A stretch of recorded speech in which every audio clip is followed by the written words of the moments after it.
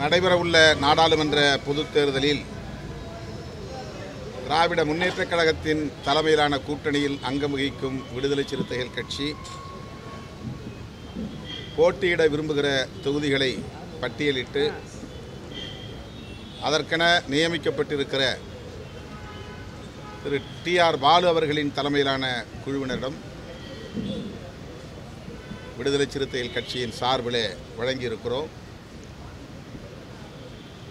தனித்தொகுதிகள் 3, பொது தொகுதி 1 என 4 தொகுதிகளை விடுதலை சிறுத்தைகளுக்கு ஒதுக்க வேண்டும் என்று கோரிக்கை விடுத்துள்ளோம்.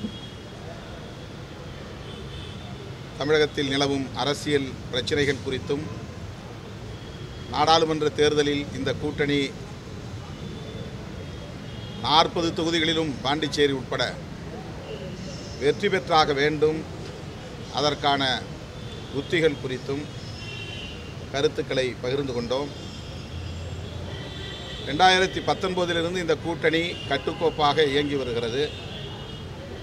அகில இந்திய அளவில் இதுபோல ஒரு கூட்டணி தொடர்ந்து பல தேர்தல்களை சந்தித்த கூட்டணி என்றால் அது திமுக கூட்டணி மட்டுமாகத்தான் இருக்க முடியும். எந்த மாநிலத்திலும் இப்படி ஒவ்வொரு தேர்தலிலும் தொடர்ச்சியாக கூட்டணி கட்சிகள் பயணிப்பது இல்லை.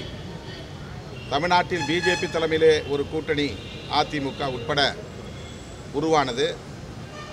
ஆனால் அது எப்படி இன்றைக்கு சிதறி கிடக்கிறது என்பதை நாம் அறிவோம். அவ்வாறு இல்லாமல் கொள்கை சார்ந்து இயங்கக்கூடிய ஒரு கூட்டணியாக திராவிட முன்னேற்றக் கழக கூட்டணி இயங்கி வருகிறது. மேலும் அது இந்தியா கூட்டணி என்கிற அளவுக்கு விரிவடைந்திருக்கிறது. அகில இந்திய அளவில் 28 கட்சிகள் அங்கம் வகிக்கக்கூடிய ஒரு பெரும் மெகா கூட்டணியாக உருவாகி இருக்கிறது. அந்த கூட்டணியில் விடுதலை சிறுத்தைகளும் அங்கம் வகிக்கிறது. அகில இந்திய அளவில் பாரதிய ஜனதாவை வீழ்த்த வேண்டும், ஆட்சி அதிகார பீடத்திலிருந்து அப்புறப்படுத்த வேண்டும் என்கிற ஒற்றை செயல் திட்டத்தை முன்வைத்து இந்தியா கூட்டணி இயங்கி வருகிறது. அந்த கூட்டணி உருவாக வேண்டும் என்பதில் விடுதலை சிறுத்தைகள் மிகப்பெரிய அளவிலே கருத்து பிரச்சாரத்தை மேற்கொண்டிருக்கிறது. அகில இந்திய அளவில் பல தலைவர்களை சந்தித்து அது தொடர்பான ஆதரவை திரட்டியிருக்கிறது.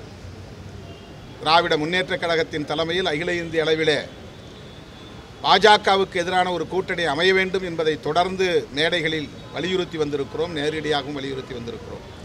அப்படி இந்தியா கூட்டணி உருவாவதிலே விடுதலை சிறுத்தைகளுக்கு ஒரு பங்கு இருக்கிறது. இந்தியா கூட்டணியில் அங்கம் வகிக்கக்கூடிய திமுக தலைமையிலான மதசார்பற்ற முற்போக்கு கூட்டணி தமிழ்நாட்டில் 40க்கு 40 இடங்களிலும் வெற்றி பெறும்.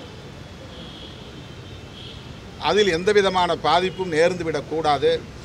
இவற்றையெல்லாம் கருத்தில் கொண்டு எங்கள் கருத்துக்களை நாங்கள் பகிர்ந்து கொண்டோம். எங்கள் கோரிக்கையை நாங்கள் இந்த அண்ணன் டி.ஆர். பாலு அவர்களின் தலைமையிலான குழுவிடம் வைத்திருக்கிறோம். அடுத்த கட்ட பேச்சுவார்த்தையில் இறுதி முடிவு எடுக்கப்படும். தொகுதிகள் என்னென்ன என்பதை அப்போது அறிவிப்போம். 4 தனித்தொகுதிகளை கொடுத்து அதில் 3 கேட்டிருக்கிறோம். தமிழ்நாட்டில் மொத்தம் 7 தொகுதிகள் தான். அதில் 4 தொகுதிகள் வட மாவட்டங்களில் இருக்கிற சிதம்பரம், விழுப்புரம், காஞ்சிபுரம், திருவள்ளூர் ஆகிய தொகுதிகளை குறிப்பிட்டு அதில் 3 வேண்டும் என்று கோரியிருக்கிறோம். பொது தொகுதிகளை ஒரு தொகுதி தான், 3 தொகுதிகளை எழுதி ஒரு தொகுதி கோரியிருக்கிறோம். பெரம்பலூர், மயிலாடுதுறை, கள்ளக்குறிச்சி ஆகிய தொகுதிகளை எழுதி கொடுத்திருக்கிறோம். இதில் ஏதேனும் ஒன்று வேண்டும் என்று கேட்டிருக்கிறோம். உடனே இப்படி ஓகே சொல்லுவாங்க. அடுத்த கட்ட பேச்சுவார்த்தை.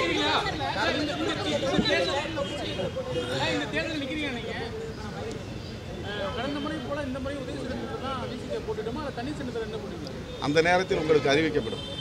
தொகுதி இறுதி செய்யப்பட்ட பிறகு உங்களுக்கு அது அறிவிக்கப்படும். இன்றைக்கு ஆளுநர் நடந்து கொண்ட முறை மிகவும் வருந்தத்தக்கது, வேதனைக்குரியது, கண்டனத்திற்குரியது. அவர் முன்கூட்டியே முடிவெடுத்து கொண்டு திமுக அரசுக்கு நெருக்கடியை தர வேண்டும், தமிழக அரசியலில் ஒரு குழப்பத்தை ஏற்படுத்த வேண்டும் என்கிற முன் சிந்தனையோடு அவர் வந்திருக்கிறார். நாட்டுப்பண் பாடவில்லை என்று ஒரு காரணத்தை சொல்லிவிட்டு அவர் வெளிநடப்பு செய்திருப்பது வன்மையான கண்டனத்திற்குரியது.